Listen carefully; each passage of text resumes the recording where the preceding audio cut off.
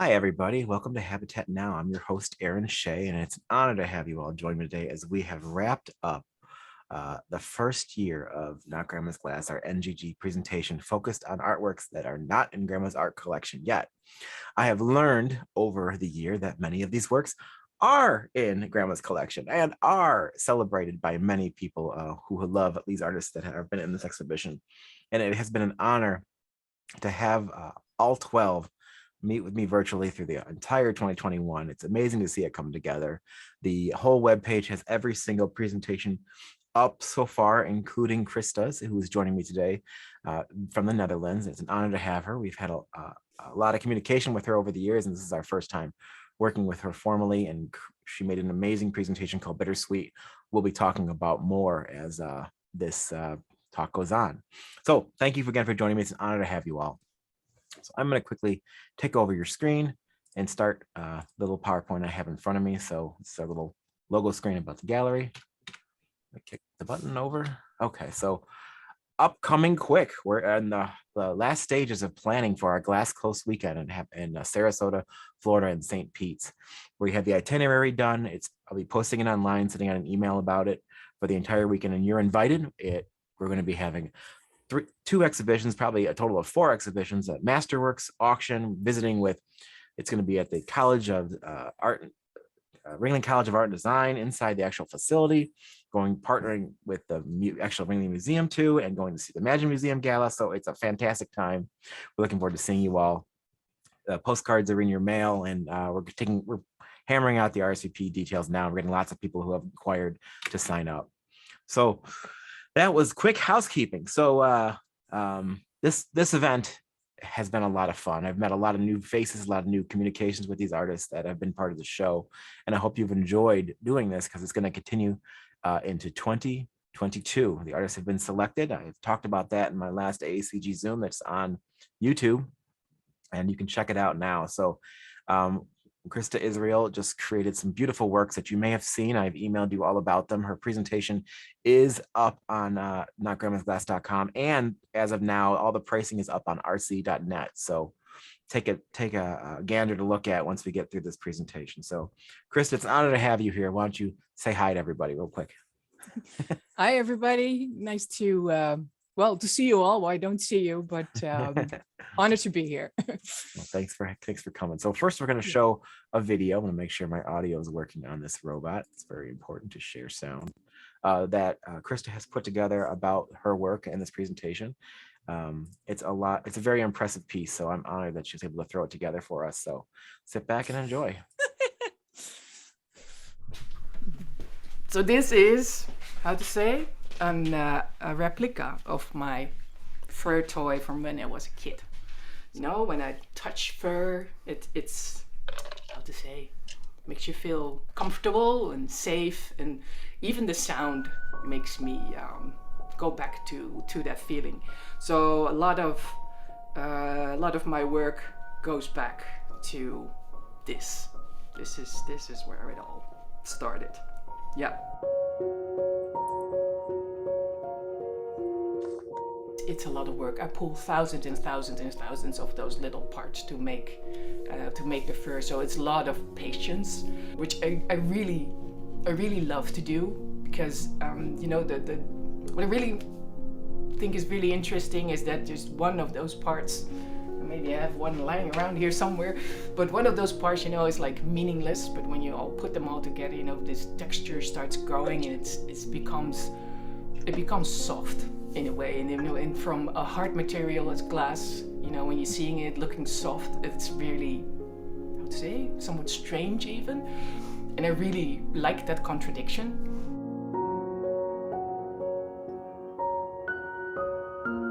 My head is always busy. Like, I always have ideas. Like, it's never still or silent in my head, never. When I do this really repetitive work, it is like meditation. It gets quiet. I can think. I'd say I can put my thoughts in order. This makes sense because this is something I know and something I can control.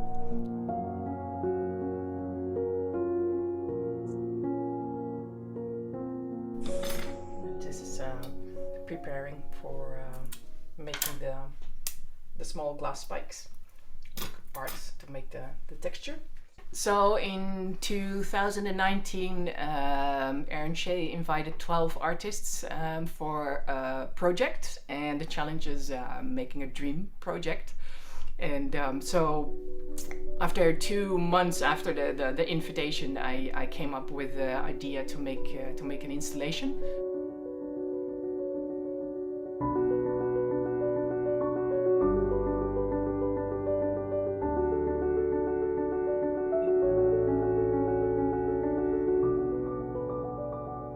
The base is a rocking chair. And the rocking chair I actually got from a friend of mine, and she and her sister, but also her mother, have been cradled in that chair.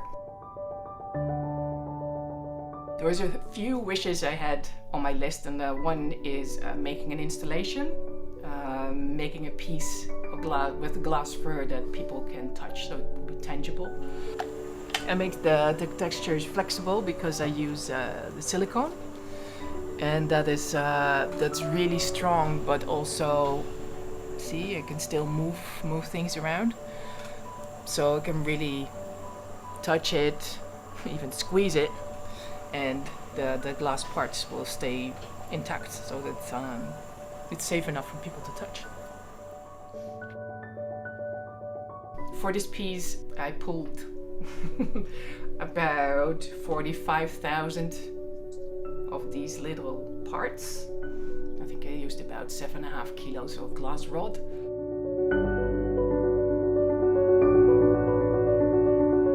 It really was a challenge to make such a large scale work. I have not done it since I made the fur coat over 8 years ago.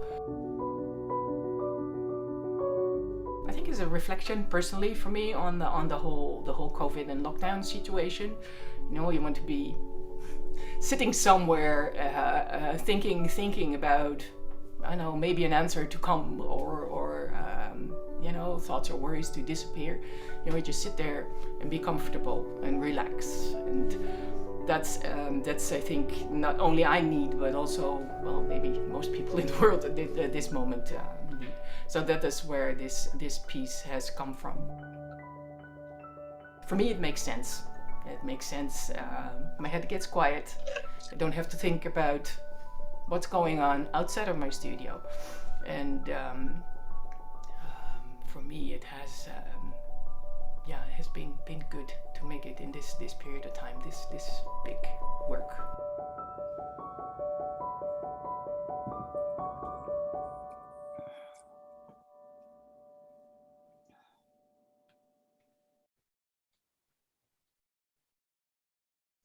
Excellent. Okay, that's great. So now I'm going to kick out of that. This is Krista's Please artsy do. page we'll show later, and I'm going to stop sharing my screen. So Krista, you can take over. And Okay. I wore this pink shirt just for you. I know we're big fans of pink in this world that we're obsessed Awesome. with. Got some other questions for you later about some of the visuals and that. Saw someone's Okay. head sticking out of something, but we'll talk about that later. Go ahead Okay. and take over. And I look Okay. forward to this. I'm excited about it. Oh dear. Let me see. Just a second. Click on I think it's one over the left one. It's in I think. language I can't understand, but it's in there. There you go. Okay. Am I here?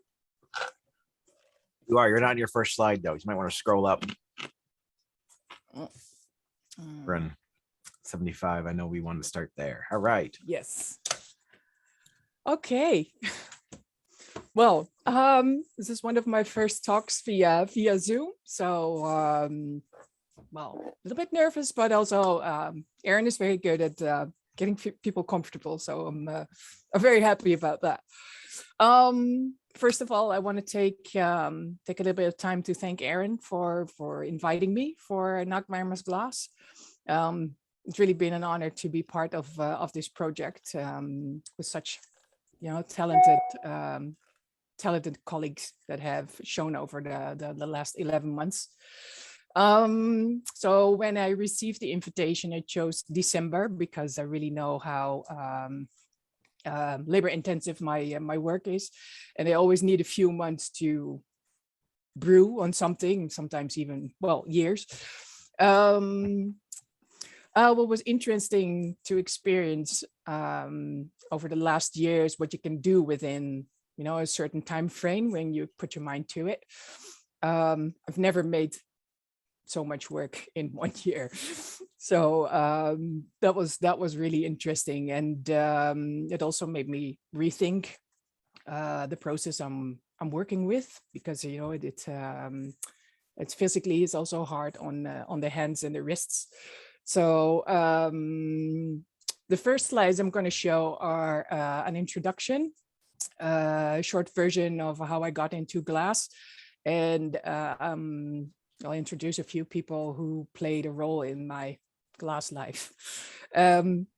So then I will talk about the selection of my previous works and the process, how I make these. And last but not least, I will present my works for December's Not Grandma's Glass, called BitterSweet. Great, great. So, good old me, born in 1975 in the city of Amersfoort in the Netherlands. And that little speck, I don't know if you can see there, that is the Netherlands. And on the left, you see our little house. We bought it like 5 years ago, and we are totally renovating the inside of it. So over the last 3 years, I didn't have a studio. My former studio was in an old meat factory, and we had to leave when it eventually was sold. So I worked from the kitchen for over the last 3 years, but in the meantime, we designed and constructed our own studio. And Hendrik de Jager is, he's my fiance and mastermind behind this design and the construction. I've been, assisting, but I'm not very, I'd say, handy with construction. But he did an awesome job. So you just seen the inside of the studio, and it's all his idea.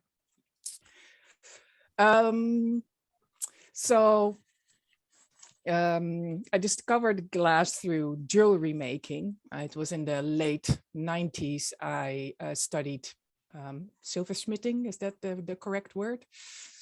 Yep. And I didn't get, I'd say, inspiration from the material. So after 2 years, I quit that study, and through a common friend, I discovered the glass beads. So I started working with glass beads and making jewelry. So when I started working at a bead store, it got me interested in how those beads were made, because I did not have a clue. And I wanted to tell the customers about how they were made. So that's when I first approached, on the right, Monique van Munster. And she's an artist in stained glass. And I just phoned her up and I asked her, no, I'm Krista, and I want to know about these beads. And she said, you know what, I'm stained glass artist, but I have a few glass rods and a torch here, and you come over and just give it a go. So I did, and I remember her telling me, that glass is some kind of virus, and it's it lasts forever. And so this has always been in my mind, how when somebody opens your door or their door for you and giving you an opportunity, how it can influence your life in fact. So after I got into the I did a beading glass, and after that I did some fusing classes, and along the way, I heard from the ICA Glass Department. That's the State Institute for Art and Glass in Belgium.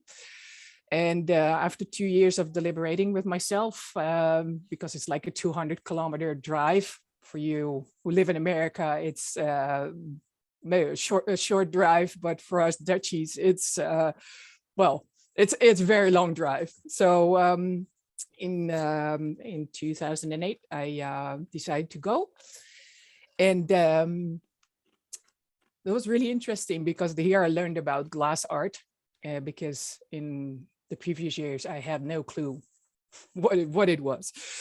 What I really enjoyed about this glass department was the experiments, the different techniques that we learned. A safe place to think about your ideas and making them into glass. So I graduated first in 2013 and a second time in 2016. So you could say it's like the bachelor degree and the master. They have another title for it in Belgium, but it's hard to translate. So Bertolt Appel is a friend of mine, and I want to give him a little bit of attention because he is also one of the persons who meant a lot to me. He is also one of the people who opened his door for me. So when I was working at the beat store, I discovered there was a glass blowing studio in my own town, and I thought it was something like we had in the glass department. But when I stepped into the door, I walked into a scientific glass studio, which I've never been before. So via this glass studio, I got into contact with Flamework, and for some kind of reason, we just became instant friends. And when I was leaving, we talked for the afternoon, first time I was there. And I was supposed to get to leave. And then he said, my father doesn't work on Monday, so his bench and his torch are free. So feel free to come and experiment, glass, fire, there's the torch. So this is actually where the first glass fur textures came about, and they're actually inspired by the the heap of glass. You could say, the glass heap of things that were pulled off, and that was on his father's bench. There was these little spikes with a little droplet on the end. And I thought that was fascinating how it picked up the light. And so I started pulling hundreds and hundreds of these little parts. And this is how the glass fur, was born, so to say. So I'm very thankful for Bertolt to open up his studio for me. And just, sometimes he thought I was a little bit nuts, but I am. I'm very thankful to him. Yeah, absolutely. Still am. We're still friends. So hopping back to the glass department, I was the first student to graduate with the Flamework piece in 2013. This is a fur coat I made, and I will talk a little bit more about it about the process when I show some work. So this lady also had a big influence on my glass life. This is Miss Pang Yi Pearl, and I met her in 2014 at the European Museum for Modern Glass in Germany. And she introduced my work to the organization of the first International Glass Festival in China. So getting to meet her, she made this opportunity for me to go to China and experience this first glass festival, which was amazing. I had 2 weeks. I worked on pieces for the glass fashion show, which was amazing. And on a year later, I went to a residency for 6 weeks in the porcelain capital of the world, the city Jindajen. Well, what I want to say? Sorry, I lost my cue. Well, just that hat is quite impressive. Yeah. that was awesome. And the model was quite how to say. Well, he was a little bit shocked. He wasn't supposed to wear a shirt. Yeah, it's very stoic. I can tell it. I'm sure he's wearing less than a shirt. Very impressive. Oh, yeah. Oh, he was so serious. He was doing push-ups before he went on stage. Really? Yeah, Great. Yeah.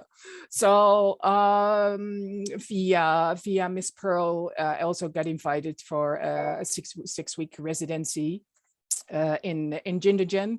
And what was really interesting about, well, it was the first time I went to China and doing residency, meeting all these artists from different sides of the world, and just having dinner and sharing meals in the morning, and getting to know a little bit about each other and each other's country, and it really, I would say, makes you grow as a person. That not the I'd say the way of life you're living, like we do in the West, is not I'd say not the only one. It's an eye-opening experience, transitional. Yeah, absolutely, and also being influenced by a whole new environment. That was really amazing. Makes you come up with totally, I'd say, different ideas than you're used to, work with. But what I also love about people giving you opportunities in a later stage, it will open up opportunities for others too. So in the middle, you see a picture of me, Jackie Gertz, and Hans Meyer, and on the right is Ayako Tani, three glass artists. And at one point, I got asked, to introduce a few glass artists. So I invited, or I suggested Jackie and Hans. And so we went on this amazing demonstration and glass festival trip to China. I just spoke a little bit about how environment can influence you, and the glass residency I did in the city of Jindagen. We, as glass artists, had a studio in a ceramic studio. So we were sort of the foreigners down there, and all the other artists were ceramic artists. So I think about 3 weeks into the residency, where I was working with this pâte de verre paste, I woke up one morning, and the thought in my head was, can we throw this pâte de verre on the potter's wheel? And I remember Miss Ayako Tani, who was also on the residency, she said, you know what, you should try. And eventually one of our assistants, he gave it a go. And it took us several times to make it work, but it was quite exciting to experience that. And eventually, I'd say I applied for the new glass review, and the project ended up in Corning Museum of Glass. So this is so totally different of I'd say how I normally think and I would say work that I make, but it was really interesting and fun how you, I would say how your brain can go totally different ways. Not Grandma's Glass also led to some new approaches on process. Currently engineering with a friend of ours a minilathe to support the making of the glass parts, because making so many, how to say, repetitive, it's a difficult word for me, sorry, the repetitive moves, I get problems with my hands, so I have to figure out how, if I want to make like more work with this glass texture. I need to figure out, to rethink the process and keep healthy. So that's what I'm working on now. And on the right, you see this vintage laboratory stirrer, which was actually a fun find of one of the colleagues of a friend of mine who was an engineer, and he told him about this project. And this thing was found in the garbage at the same day in the company they work at. So he brought it to our friend, and he said, can you work with it? So we are now figuring out something to make it work and Very make nice. life a little bit easier. So I'm going to show you a selection of some of my previous works. So the Seedpods are an ongoing series since 2014. I have been making these or like I said, during periods of time when I'm in between more complex works. These are, how to say, quite well, I have to say simple shapes, but and they give me time to think and get the head and the thoughts in order on making bigger works. How big are those? These are about, I have to remember, I think about 25 centimeter in diameter. Gotcha. I'm sorry, I'm not how to say, we don't use inches over here. Right, you got a computer there. Yeah.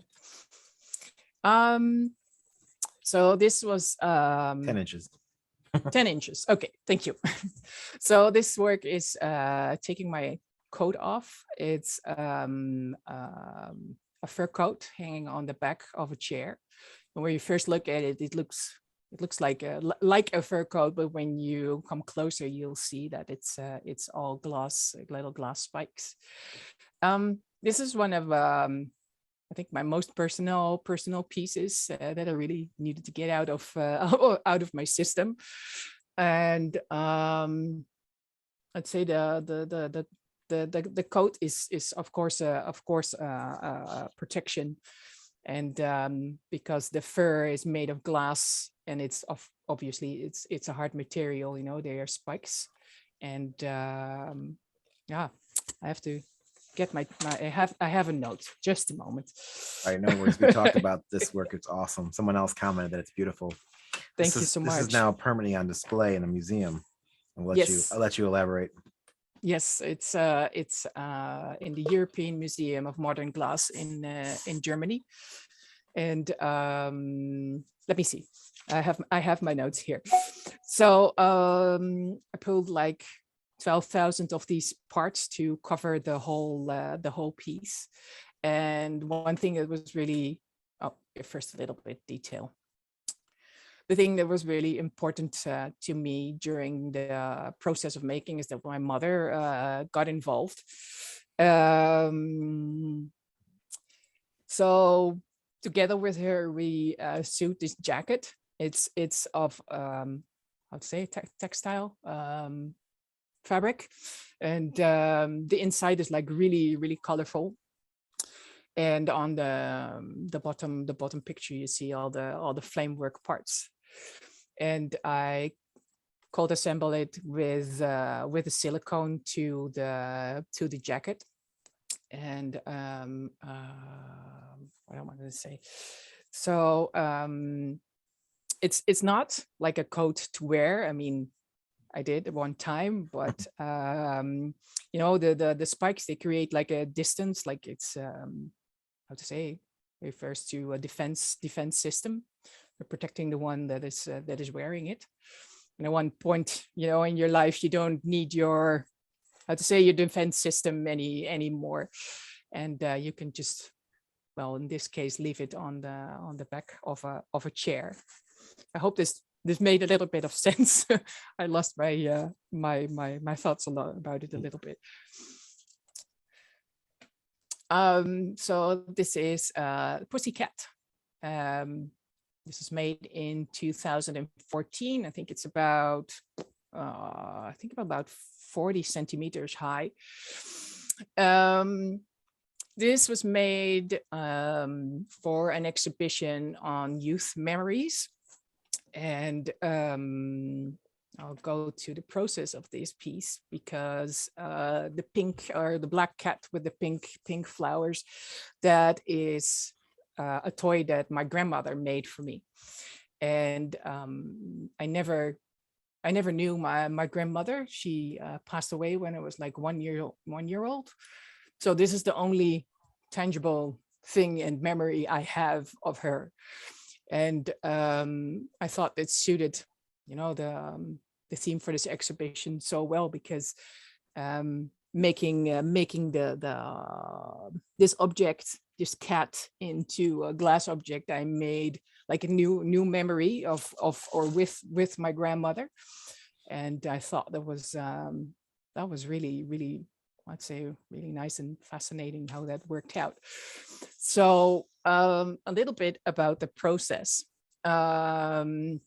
What you see, like the white cat that is laying on the table, that's made of silicone. So I wrapped the original cat in, how we call that that thin plastic again? You wrote it there, Uh, synthetic cotton. Yeah, no, the Oh, the plastic that saran, you like use the it. plastic wrap.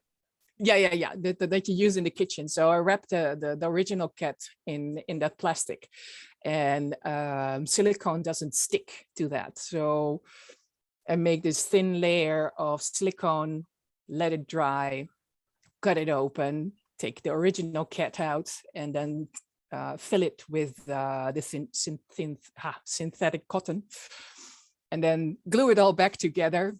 And then I have a base to work on with the glass parts.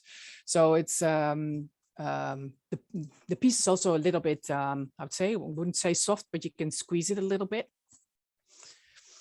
And this was actually, how to say, a little accident that I figured out how to, or by accident, that I figured out that I could shape silicone. So that's a technique I use for a lot of my smaller pieces. Let me see. So these pieces are called Keeping Up Appearances. I've been working on these since 2015 and stopped with it in 2019. So this is, I'd say, a comment on GMO food. These are fruits that are like really decorated with these rhinestones, and they really look like the food that we know. But you know, they're covered in fake diamonds, so that they hide the fact that they maybe are not that healthy as we think they are. So you know, how healthy, you know, and sweet are they really? A few of these pieces are made with how to say, lost wax casting, but others, like the sinaasappel, orange, like the orange and the apple and the cherries that are like the original, so like a real apple, and then I burn it out when it's inside of a plaster mold, so I really get the original shape, which I really like that process. Hey, Krista, we got a question from somebody in the audience. They have their hand Yes. raised. Let me see if I can unmute them and see if they'll join us. She might have just walked away. She'll come back when ready. Keep going. Okay. So the piece on the right, the apple, was actually a collector's item for the Dutch Glass Society in 2015. I made 37 of these. So for these, I made the wax models, and I use clear glass for all these pieces and color them with primer and spray paint. And it's really nice to, how to say, use this clear glass. You can make it with whatever color you like it to be. So every one of these pieces had like over 1,000 of these little rhinestones. And I'd say sometimes you make a little mistake, and I wouldn't say mistake in a design, but it took much longer than I thought it would be. So I got some of my friends to the studio, and they helped me out with those 37 apples. This is I like this piece. This one is called Best Served Gold. And it's another work referring to the food industry. And let me see. I forgot. Let me see. Okay. So we have this golden. Well, it's a really hyper realistic hamburger. It's gilded with 23 karat gold leaf. We have this piggy, or almost a raining pig, sitting on top of it. So the technique used for this is also a bit of the lost original technique. I had a talk with with Aaron the other day, and he was wondering if I bit this hamburger, and yes, I did. So it's partially made of wax and partially made of all the real hamburger ingredients. I wanted to. Oh, sacrifices! Yeah, it was. The salad was just too thin for this casting, so I dipped it in the molten wax, and then I could sculpt, the really nice salad and the drops of the sauce that's on a hamburger. So that was quite a fun thing to do, actually.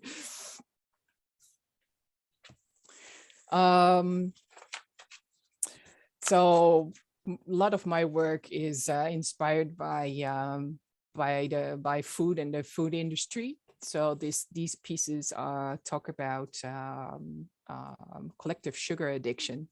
So I bumped into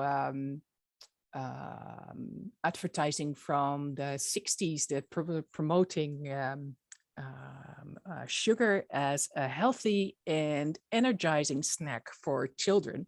So as I am one of the sugar addicts, I was wondering about that. When mothers get to know sugar as a healthy and energizing, could that be part of the sugar addiction we a lot of people, or maybe it's already collective addiction that we have. So these are 20 objects. They are children's heads with attached to an ant body. I mean, ants love sugar, so I thought that was an interesting combination. It's a cast glass, and the legs I've made with flame work. They're cold assembled. I thought of how to say, to join them via casting, but that was too complicated. So I used the cold assembly, and the faces have been gilded with 23 karat gold. And they're laying in pure sugar. That was they're laying in heaps of sugar. Yes, they are. Yeah. So these are some of the ads. Wow. I thought that was quite shocking. Yeah. It crunches fatigue. That was the marketing back then. Yeah. Can you believe it? But also that sugar would help you with diet and that sort of thing. I mean, well. So I have had a little break, of about maybe 4 years of the glass fur making after the coat and the cat that I made. I got into casting, so I thought, that was interesting for me at the moment in trying new things. But I I really love this technique, and I picked it back up in 2019, and I have no idea where this piece came from, and how it got to be how it got to be that is what it is at this point. I just started playing with this shape, and like the blown bubble I had laying around in my studio. It just all fitted together, and the gold penis just it just finished it. It's just such an It just hilarious appeared. piece. So, yeah, it just appeared out of nowhere. I had such a laugh making this part, and the response of people to it. It's just it's just gold. The double Yeah. take. You have to take a double Yeah. take. Yeah. So so this piece I also made this year. I made it for the Coburg Glass Prize, and I'm really happy it got in. So this piece is called Last Flight of the Bumblebee, and it was really nice because I did the first time I did a collaboration with Hans Meyer. He made the legs. I really enjoyed that working together with another artist who has other skills, that you can make the thoughts in your mind or ideas you have, you can really make them happen. So this piece is about I'd say the bee colonies dying, and it's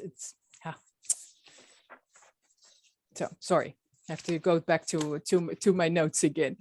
So when I was younger, we had this garden, and I was always fascinated by these little, I'd say, furry creatures that were flying in the garden. But like now, we're like 40 years later, and the numbers have dwindled. We all heard about this, and there's no telling in how devastating this wild bee loss is for food security and stability of the ecosystem. So inspired by this, I made this hybrid bumblebee, with the human head and the bumblebee body, and it's calling to mind and questioning the interconnection we have with nature. And I'd say, so let me go to the making process. These are a few other images I have of this piece. So this is the first time I did a combination of kiln casting and fur making, and I'd say working with the hand torch.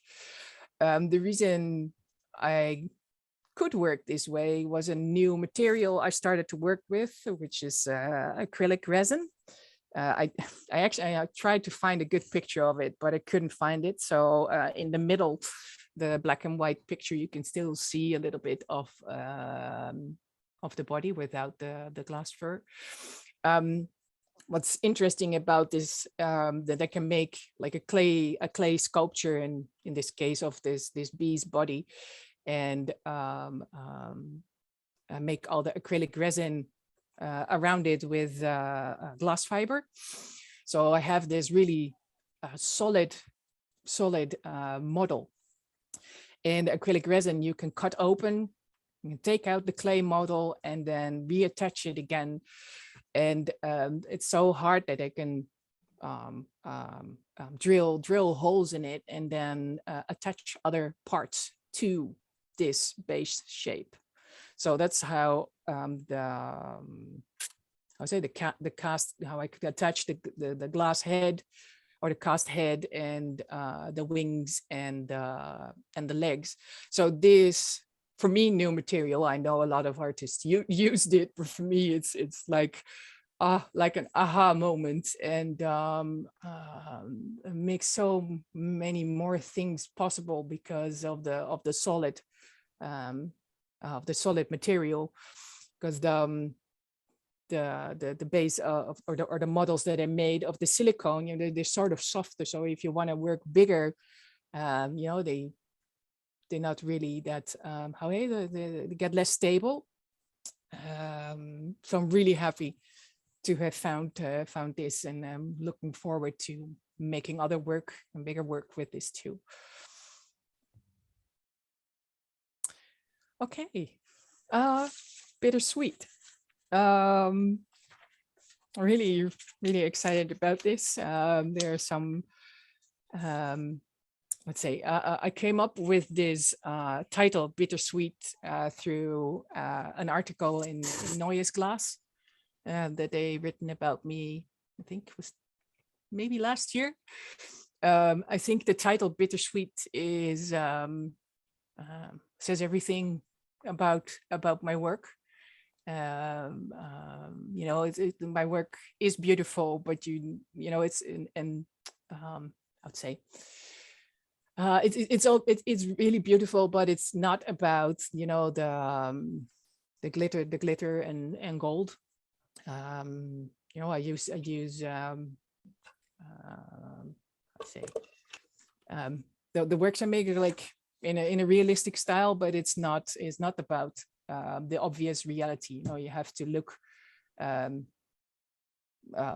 behind the first thing you see. And most of my works always have bitter sweetness in them. If you look past the first encounter you have with it.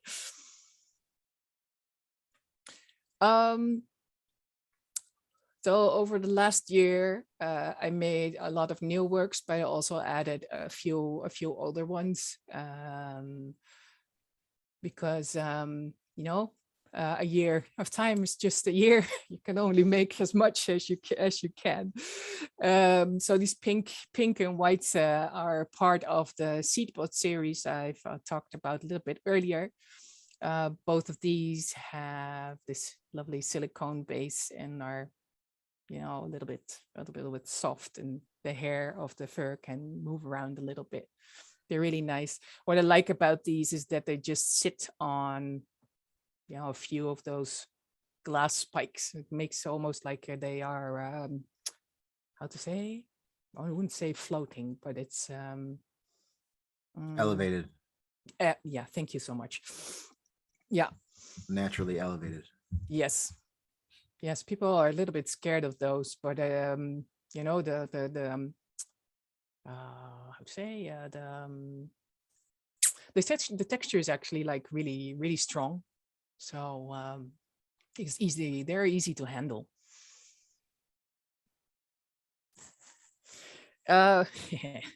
So this smells like roses, but it's all horseshit.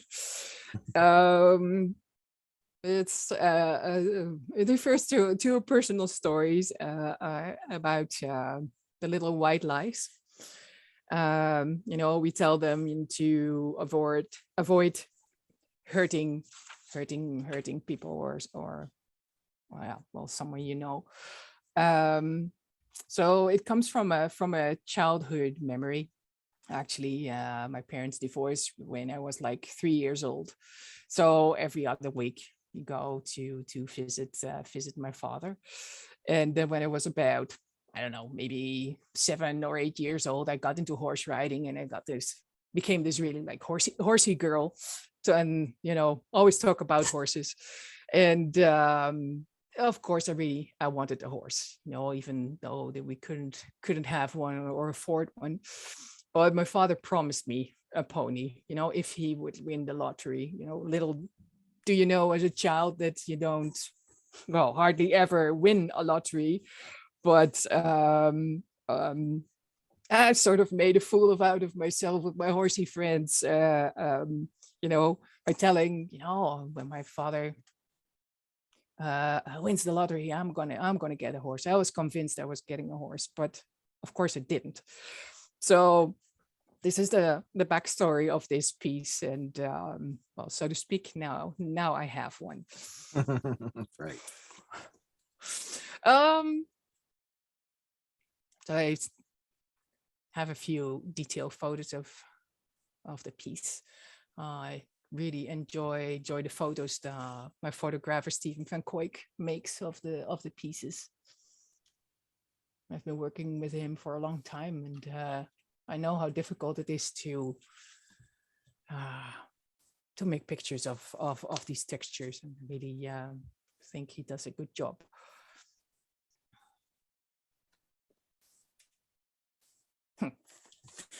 Oh, good hair is 90% of the perfect selfie.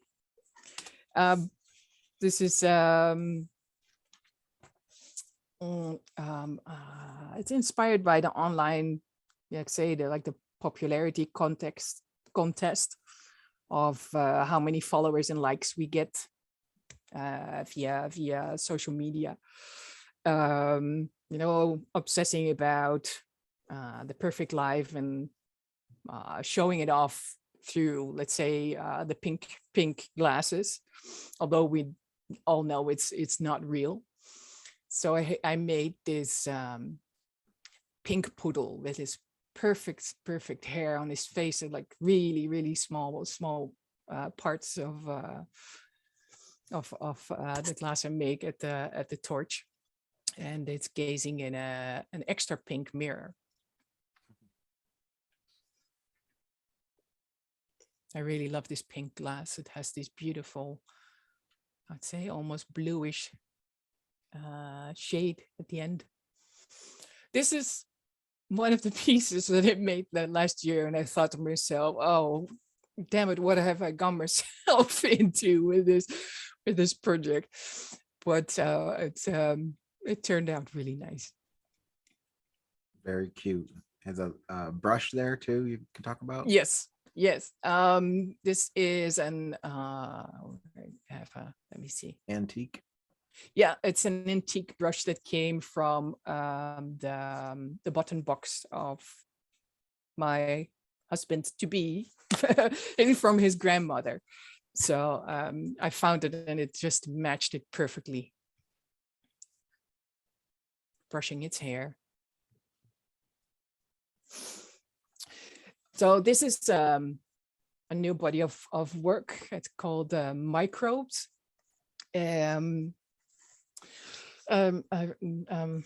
Sorry. I want to talk in Dutch, and then I get confused. My apologies. So as we all know, especially in the last few years, that we share our lives with microbes, and although the ones that we have a lot of them, but we don't want, but we also cannot, live without them. And all the microbes that we have in and on our body, we don't have any control over. We don't see them, of course. And I thought it was really fascinating. We start a little bit reading about them. So the process of making the base of these models, I have no control over. So when I pour the material, it blows up, and it changes shape. And as I'm a sort of a control freak, for me, it's quite a challenge to let these shapes become what they are. And what I would like for these pieces is that they just sit in a home somewhere unexpected, maybe alone or in a group, like these intimate strangers you have in the house. And you have one with you, right? Can you hold one up? I can hold one up. You kind of get an idea of super bright, but you can kind of see the scale of that one of them. Let me see. Maybe you can see. Yeah, it is really small. Cool, yeah. So I have a lot of them ready in my studio to how to say, to get a fur. Right. So I'm working on bigger ones than these. These are about as big as a, how to say, the bigger ones are like a male hand, like a big hand. So like Or bigger, 20, yeah. 20 centimeters from the bottom I can to the imagine top. walking through your house and your studio, just kind of petting these as they sit Yes. around, Yeah. interacting with them. Like, oh, Yeah. here's my friends. Yeah. I have a sort of a crush on them. It's just, well, if you come into my studio, I think I have at least 20 of all these base shapes lying around that they want to work with so bad. But yeah, time will come.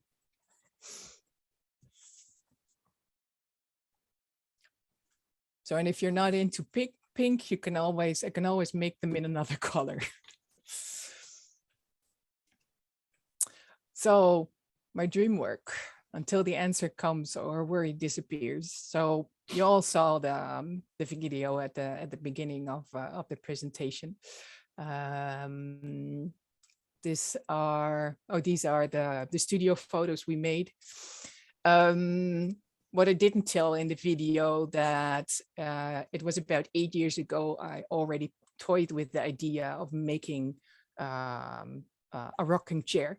At that point, I was trying to make one in casting, but I was just too inexperienced with casting at that moment. So, at one point, you just have to decide that it's not the time for a piece to, how to say, to come into existence. Is that the right word? So I put this idea on the shelf, and not grandma's glass, and this COVID pandemic period was the perfect moment to pick it up. I would say pick it off the shelf again and make it. Yeah. It's just gauging the amount of, I guess the word was fur you put on the coat was 12,000 pieces. Yeah. This masterpiece is 45,000 pieces. Yeah. And it is again a labor of love and a true vision. And we talked about the top of the table being a slumped, and how hard it was to get the interior mold out of the flumping of that table. Oh dear. Because it got stuck inside of the folds of the table. That was a nightmare. That was a nightmare. But it's a really nice piece of Uberfang glass. I really wanted to I'd say to save it and survive it. That it survived all the work to get the interior out. And that phone is a real phone you covered too? Yes. It's a vintage phone, and it's even has the dates of when it was made still on the back. And I think it's from 1980. So it's over 40 years old. I like the whole story about the families who had their childhood in that chair, and now just imagining that chair now lives on in a different mannerism beyond the family alone that was born and raised in that chair. Now it's become a finite piece of art forever, infinite piece of art. Yeah, it's amazing. And I know I got this from one of my best friends, and she was just so happy and thrilled how it came to be. And I'm really glad that she gave it to me as a gift. So I'm really thankful for that. It was just it was just perfect timing again. I think I received it about maybe 1.5 or 2 years ago from her. Wow. Yeah. And this there's a picture of you. We'll see in a little bit of you sitting in the chair, something you're not supposed to do, but you did say you wore the fur coat once. So yes, I did. I guess it gives you full reign of actually getting yourself in there. And whoever acquires this wonderful masterpiece has the opportunity to do it once as well. So keep that in mind. But I imagine this being so fun for the public to see. I hope it ends up probably in a public display place, just like your fur coat, because I think it will really catch the eye of people who love art in general, people who are new to art, because this is something they can relate to in a fun way. And I talked to Krista about doing a sample piece of her work that people can actually interact and touch because I think that's an important part of, getting the experience without actually touching the piece, but touching the actual, Yeah. the glass fur. Very, very, very fun stuff. Thank you. You can show the rest of the details too. Yes. Wow. This is Yeah. a phone. Yeah. What I really like is that, I'd say the little drops at the end. Everything is upside down, of course. I love that detail. Great photos too. Yeah. Yeah, it was quite hard I believe it. especially the one when you see like the whole piece, because when it's like a small picture and you look at it, it's just a chair and a table and a phone on top. But when you really have to zoom in on it to see the actual details. What's in the cup? At that point, we put water in it. Uh-huh. Gotcha. What I was thinking, I'd say to put in the resin, like the really good resin. But it has to cure for like 12 days. So here's some more detailed shots. The fun thing is I can always spot the little spikes that are not not in order. You're too close to it. It looks perfect to me. Yes, I know. So this is me in the chair. I really thought there was I would say a good thing to show how strong this texture is, and you can actually just sit on it, but also rocking in this chair and making all the worries disappear. That was this moment. So I want to take one little minute to thank the city of Amersfoort in the Netherlands, because they supported this project with a grant, and I'm really thankful that I did, because next year it gave me the opportunity to exhibit it next year in this city in the early spring. So thank you for your time and watching, and if you have any questions, this would be the please time. do. Go ahead and stop sharing your screen, Krista. Would be great. Yes. And I will take over real quick, and thank you again. That was an amazing presentation. I want to show everybody on my screen. This is not Grandma's Glass presentation that Krista put together on her website, celebrating the actual individual works, and you can see the details about each work available on the site and more shots of each piece. So a lot of things you've seen already, but at least you'll have time to take it at your own pace. And then a little bit of bio about the artist, and supported by what you just mentioned, the city giving her the support. And you can also view her entire presentation on Artsy as well with pricing, but you can always email me. I'll send you a price list. Yeah, and I'll send a link out to this later. But that wraps up that little follow up there by me, and I am so grateful, Krista, for you for making this happen and putting together this show. Each work is magical and fun, and exactly what I wanted from you for this event, because the work is so you, and it's every piece is relatable in some shape or form. And like I said, with the microbes, I can just imagine like a whole entire museum full of those if you're going through a room of different scale and sizes. So it's absolutely great. I need a bunch of minions. Right. We had someone raise their hand. If you want to ask your question, feel free to unmute yourself and join us at any time, along with anybody else. Other than that, this will be posted up on YouTube for everybody to share. And those who missed it, please let everybody know. If you're interested in the work, please contact me anytime. I'd love for you to own a work of Krista's. I'd love to get her more exposed in the States. And this launching of the presentation is a great way of doing it. I want everybody to have a great weekend. And I'm looking forward to seeing everybody in Florida. Contact me for details for that show. And as we travel into 2022, I'm looking forward to seeing all your faces live and in person. Be well, everybody. Have a great weekend, and talk with you soon. Thank you. Bye. Bye. Bye, guys.